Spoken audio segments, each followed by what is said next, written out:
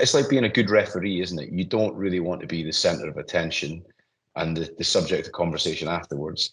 A good job's where things have gone smoothly and you've guided it through without any kind of incident.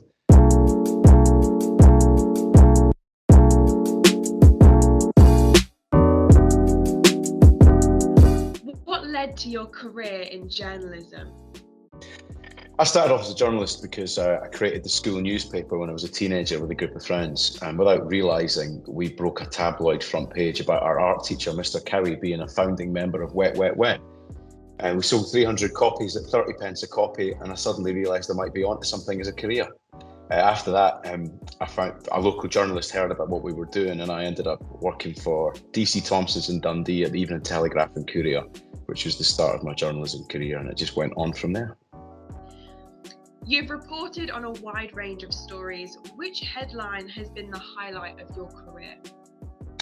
There are a few headlines that I'm very proud of. When I worked for the Sun newspaper, we had a list of 100 of the greatest of all time, and I had one entry, and it was when Taylor Swift started dating Tom Huddleston, who was in The Night Manager at the time, so he played a spy. And Taylor at the time had quite a complicated and interesting love life. So the headline that I had come up with was Tinker Tailor Snogs the Spy. And we had a picture of them kissing on the beach, which was a full page, front page splash, probably 2015, 2016. And that made it into the top 100 of all time. But that was when I was deputy editor at the time. But in Scotland, we won an award for front page of the year. And that was it was Eck to the Future, which was the shortened Scottish name for Alex Salmond, and it was all about setting the date for the referendum when Scotland would actually decide on the future whether we would be independent or not. So that was something that won an award, and it was mocked up like Back to the Future with Alex Salmond as Marty McFly. How would you define your hosting style?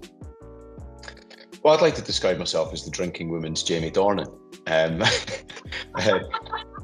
reasonable dollop of humour, a bit of Scottish charm.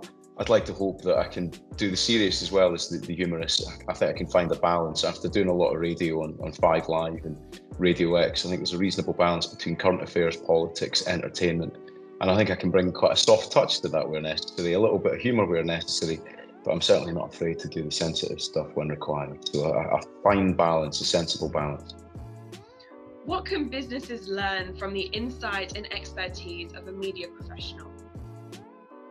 Well, I think you've got to be incredibly versatile as a journalist. So you have to be able to turn your hand to everything. I always approached my job where I thought I should be able to do a shift in every department of the paper, whether that was sport, politics, news, entertainment, or current affairs, or features. You know, I think you should be versatile as a journalist and have an understanding of everything. I always joke about that, actually, that I have an 8-paragraph understanding of almost every subject in the world. Go beyond that, you might find I'm struggling, but I can give you a good 8 paragraphs.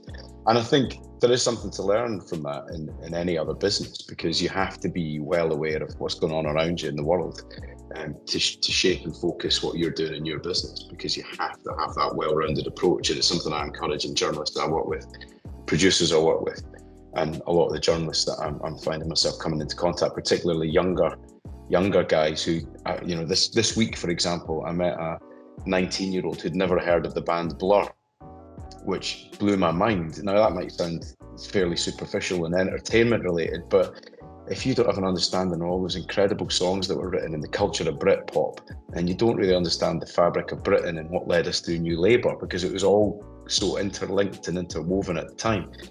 So I think it's important, to have a really good 8-paragraph understanding of everything in the world if you're to drive a successful business. And I think that's what I bring to the party. What do you hope people take away from your public engagements? I think the best thing you can have from an event that you host is people going away saying, he did very well, didn't he? It's like being a good referee, isn't it? You don't really want to be the centre of attention and the subject of conversation afterwards. A good job's where things have gone smoothly and you've guided it through without any kind of incident. So I think that's the dream result. Jimmy Carr always says the best jokes are the ones where you laugh and then go, ooh. It's the opposite for what I want to do. I want everybody to enjoy it at the time and go home and not realise that you've made things seamless.